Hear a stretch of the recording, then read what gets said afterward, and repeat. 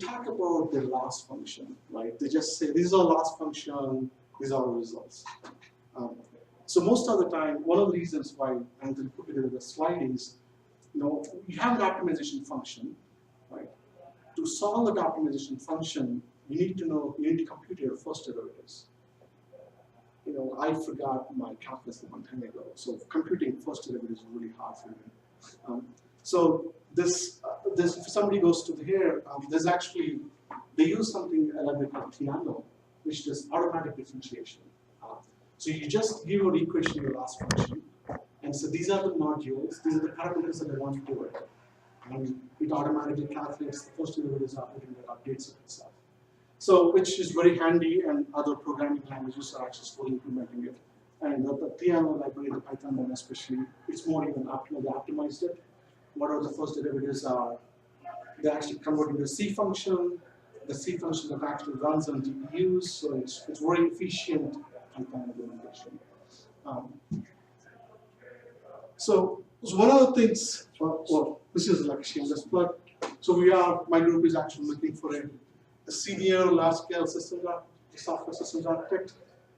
We want like 10 to 15 years of experience because we want to implement this right now onto the systems. So we want like someone who's like really good at JVM or JVM-based languages. If anybody's interested in using this, that's fine. Okay. So one of the things was I didn't go over any of the math stuff. I didn't talk about how to handle implementation, like how this works, like this, how did they implement it. So if anybody's interested in getting into more details, so deep learning can be applied for a lot of things. If you want to build a recommendation system, you can use deep learning. If you want to build regression, classification, clustering, all of these things you can use deep learning. But it requires different paradigms and different way of thinking about it. But somebody wants to go to the next level of it, please let us know. We'll be glad to present it. That talks about actual more details on how to actually implement it.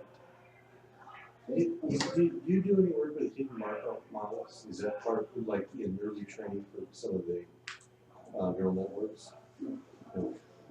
So hidden Markov models. It's a Bayesian. It's a Bayesian model, so there is. One of the applications of this is also sequence labeling. So you can actually apply deep learning to do like time series analysis, like similar to hidden Markov models. You can actually apply it. So they use a combination of RBMs with